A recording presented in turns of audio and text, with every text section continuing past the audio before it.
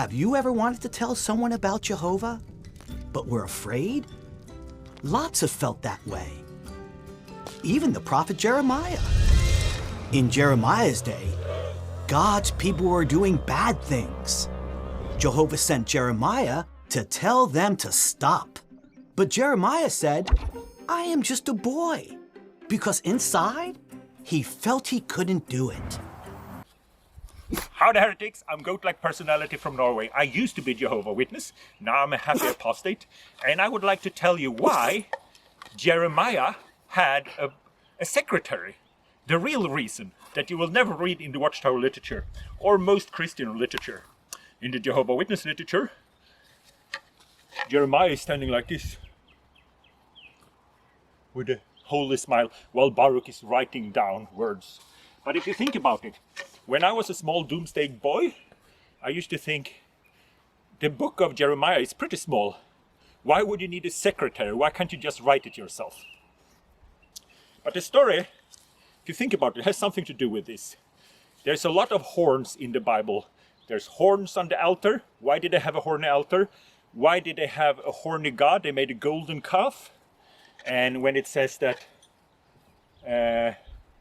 the King Saul, when he met the prophets, he says that the Holy Spirit went on Saul, and it said that he acted like a prophet. That's the key. He didn't speak like a prophet. And it talks about God's prophet. He made himself horns of copper and horn of iron, and then he went to the king and said, this is the way Jehovah would give you victory. So it was actually a common thing for prophets to act out prophecies, and then a guy writing it down. And since Baruch worked for Jeremiah for 40 years, there was probably a lot of skipping and dancing, and then Jeremiah would write it down. We also have this reference in the New Testament, where Apostle Paul just say, well, if there's no one there to translate, you shouldn't speak in tongues. And everyone like, yeah, that makes sense. Today, if you just say that sentence, someone needs to explain it, what was happening. But for the Jewish community, they're like, nah, well, of course, if no one's translating what the Spirit say, then it's of no value. So this is basically how a lot of the part of the Bible, at least the book of Jeremiah, was written.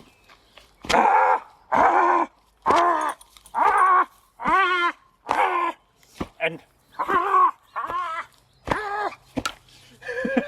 and that's what we used to believe in. And then, so obviously anyone can do this. So like the war in Iran now, I can predict the outcome.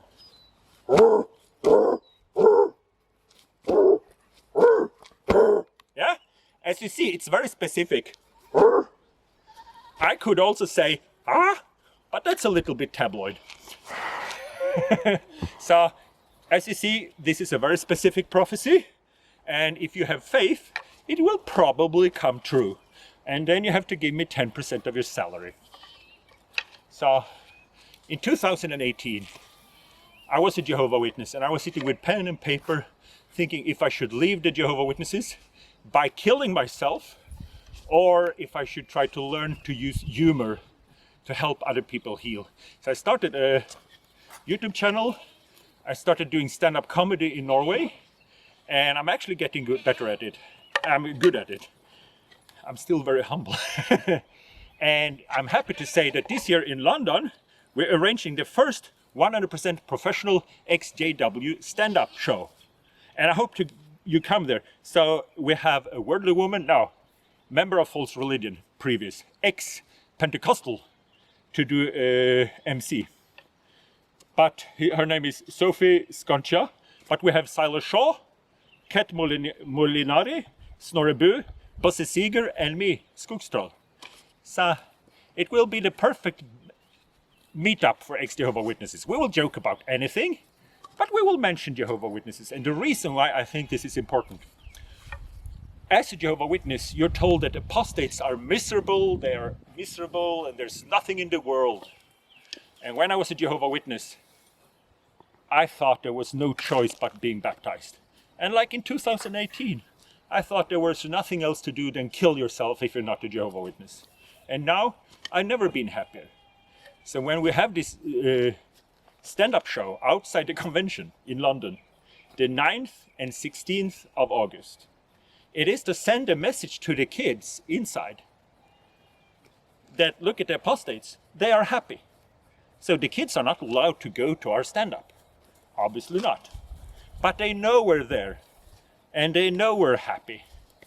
So when they're told that they should stand up for Jehovah, they know it also means they can leave and go to stand up for exJehovah. So we have a great cast, and we have a great pub called the Watchtower in Southwark, London. And I hope you get there. There's 2 reasons. And one of them is that I paid the deposit. So if you don't come and you don't drink, I have to cover what you didn't drink. So basically, I would have to pay the drinks you didn't drink. So it will be like an AA meeting. We can go there. There's 6 comedians. We will laugh. It will be like an AA meeting, but you're encouraged to drink. So the best of 2 worlds. So I hope to see you in London. And you go to doomsdaycomedy.com and buy a ticket. You can buy a ticket just to support us, so I don't have to pay out £2,000 out of my own pocket for your drinks that you didn't drink. So, hope to see you in London, and subscribe to my channel. Jehovah's friends rely on him and speak with boldness, just like Jeremiah did. Why not read more of his story and learn about other challenges he faced?